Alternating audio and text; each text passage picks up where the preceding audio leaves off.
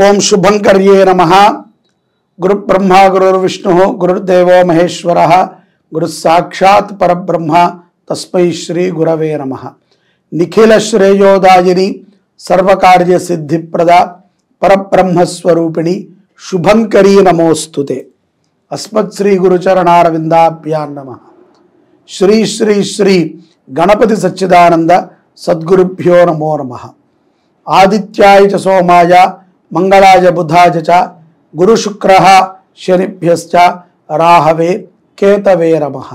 ओं श्री शुभंकर्यै नमः।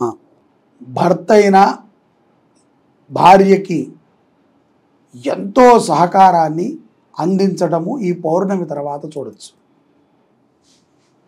అలాగే పౌర్ణమి తర్వాత భార్యాభర్తల మధ్య ఎంతో అద్భుతమైనటువంటి సంయోజ్య కుదురుతుంది. వారి యొక్క ఇరువురి మనస్తత్వాలు కూడా ఏకంగా ఉంటాయి.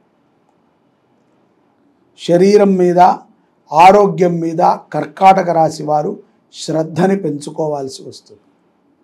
మాంసాహారాన్ని తినేటువంటి కర్కాటక రాశి జాతకులు మాంసాహారాన్ని విడిచిపెట్టండి, తినకండి. అది చాలా ప్రమాదాన్ని తెచ్చిపెడుతుంది రానున్న రోజుల్లో మీ యొక్క శరీరానికి.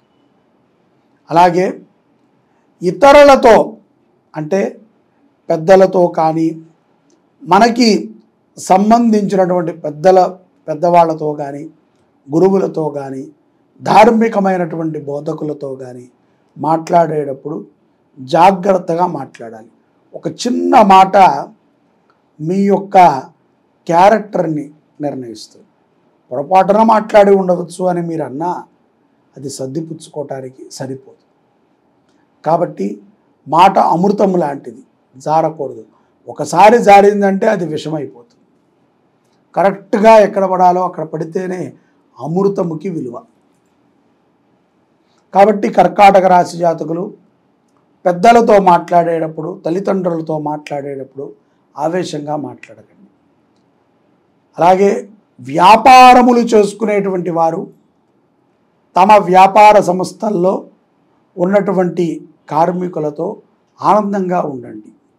మీరు బాస్ అయితే అయ్యుండవచ్చు, కానీ ఒక సందర్భంలో వారు చెయ్యబట్టి మీరు బాస్ అయ్యారు.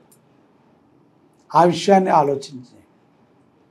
మీకు మీరుగా బాస్ అవ్వలేదు, ఎవరో ఒకరు మీ పనిని చేయటం ద్వారా మిమ్మల్ని వారందరూ కలిసి ప్రమోట్ చేశారు. కాబట్టి తోటి కార్మికులని శ్రద్ధగా చూసుకోండి. వారితో ఈ యొక్క శరన్నవరాత్రుల సందర్భంగా ఏదైనా ఒక పూజని చేయించండి. లేని ఎడల వారందరినీ మీ ఇంటికి పిలవండి. మీ తోటి కార్మికులని మంచిగా భోజనం పెట్టి వస్త్రాలు ఇవ్వండి.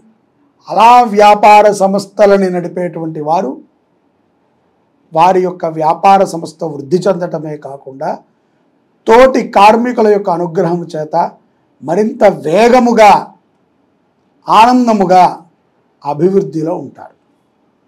ఎటువంటి నెగటివ్ ఎనర్జీ కూడా మీ సంస్థలోకి ప్రవేశించదు. వారితో ద్వేషాన్ని పెంచుకోకండి, గొడవలు పడకండి. గట్టిగా మాట్లాడి మీ అహంకారాన్ని ప్రదర్శించి మీ దర్పాన్ని చూపించి భయపెట్టకండి. అలాంటి విషయాల యందు కొంత జాగ్రత్తగా ఉంటే వ్యాపారవేత్తలు అభివృద్ధి చెందగలుగుతారు. ఉద్యోగస్తులకి కూడా ఒక చక్కటి అవకాశము ఈ పౌర్ణమి తర్వాత గోచరిస్తోంది. ఈ యొక్క ద్వితీయార్ధములో మాసాంతము లోపల ఉద్యోగస్తులు తమ యొక్క ఉద్యోగాలలో నిలకడగా ఉంటారు. అలాగే స్థిరమైనటువంటి ఉద్యోగాలని సంపాదించగలుగుతారు. ఉద్యోగము లేనటువంటి వారికి కూడా యోగ్యమైనటువంటి ఉద్యోగములు లభిస్తాయి. ఇవి ఈ యొక్క అక్టోబర్ నెలలో కర్కాటక రాశి వారికి గోచారము రీత్యా ఉండేటువంటి ఫలితాలు మాత్రమే. వారి యొక్క సొంత గ్రహచారము రీత్యా ఉండేటువంటి ఫలితాల ప్రభావము కొంత అభివృద్ధిని చూపించవచ్చు, లేకపోతే ఇవేమీ లేకుండా నార్మల్గా కూడా వాళ్ళకి కావాల్సిన విధంగా వారు జీవనం చేయవచ్చు. కాబట్టి ఇటువంటి మాసములో తప్పనిసరిగా కర్కాటక రాశి జాతకులు సుబ్రహ్మణ్యేశ్వరుణ్ణి ఆరాధన చేయటము, మంగళవారము పూట ఆ యొక్క శివపార్వతుల యొక్క కుమారుడైనటువంటి సుబ్రహ్మణ్యేశ్వర స్వామికి ఎర్ర పుష్పాలని సమర్పించటము, అభిషేకాది కార్యక్రమాలు చేయటము చాలా సత్ఫలితాలని కర్కాటక రాశి వారికి అక్టోబర్ మాసంలో ఇస్తుందని చెప్పి సూచిస్తున్నాను. నిజంగా చండీ సప్తశతి యాగాలు చేసే వాళ్ళకి తెలుస్తుంది.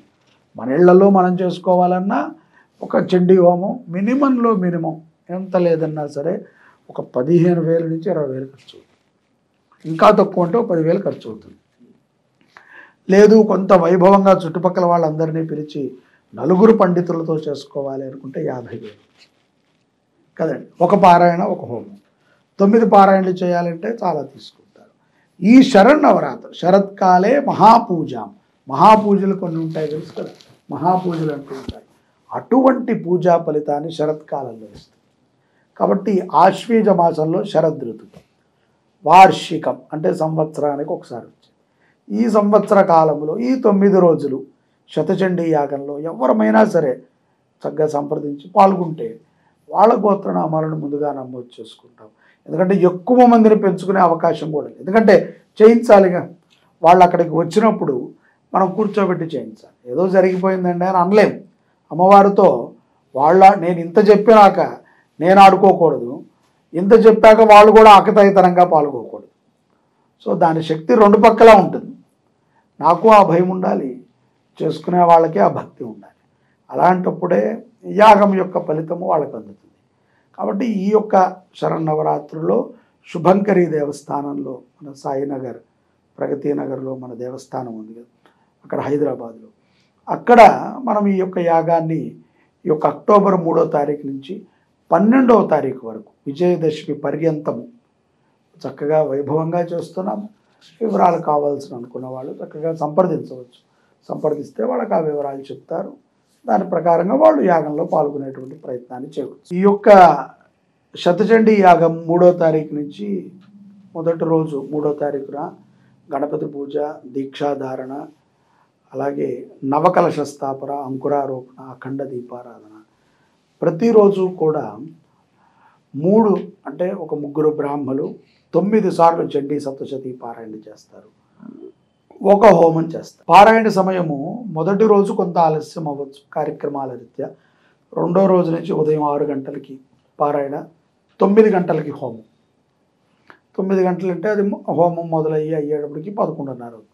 11:30కి అమ్మవారికి త్రిశతి నామార్చన, మధ్యాహ్న కాల అర్చన. అదైన తర్వాత కొంచెం పలహారము, విశ్రాంతి. దాని తర్వాత సాయంకాలం మళ్ళీ 5 గంటల నుంచి 6:30 గంటల వరకు చండీ సప్తశతి పారాయణ.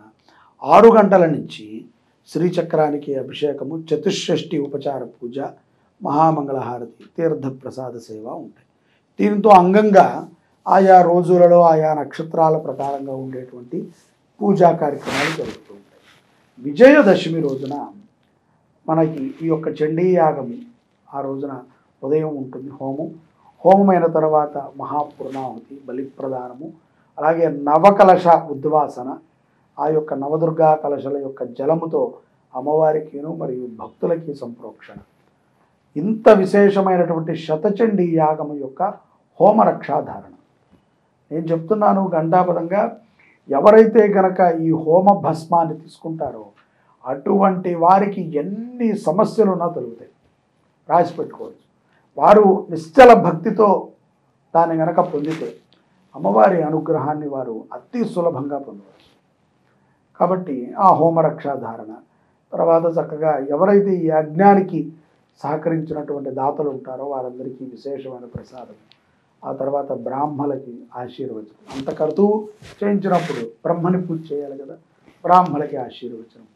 సాయంకాలము శమీ వృక్ష సన్నిధిలో లలితాపారాయణ, శమీ వృక్ష పూజ. ఈ ఆయుధాలు మనలో ఉన్నటువంటి ఏవైతే గనక రాగ ద్వేషాలు ఇవన్నీ కూడా ఆయుధాలే, ఇవన్నీ కూడా జడాయుధాలు. ఎప్పుడు పడితే అప్పుడు ఉపయోగపడకూడదు. కామక్రోధ మదమాత్సల్యాలు ఇవన్నీ కూడా ఆయుధాలే.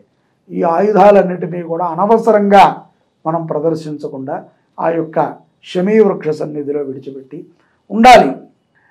రాగద్వేషాలు ఉండాలి, కామక్రోధాలు ఉండాలి, కానీ అవి మితంగా ఉండాలి, అమితంగా ఉండకూడదు. సో మనకు తెలియకుండా ఒక్కొక్కసారి అమితంగా వెళ్ళిపోతూ ఉంటాయి. సో అవి అటువంటి బుద్ధితత్వాలన్నిటి చెడు తత్వాలని అమ్మవారి సన్నిధికి వదిలి ఆ అమ్మవారి దగ్గర నుంచి మంచి తత్వాన్ని తీసుకుని విజయాన్ని పొందవచ్చు. దాని విజయదశమితో ఈ యాగం పూర్తవుతుంది. 3వ తారీఖు నుంచి 12వ తారీఖు వరకు అక్టోబర్ ఈ కార్యక్రమాలు జరుగుతూ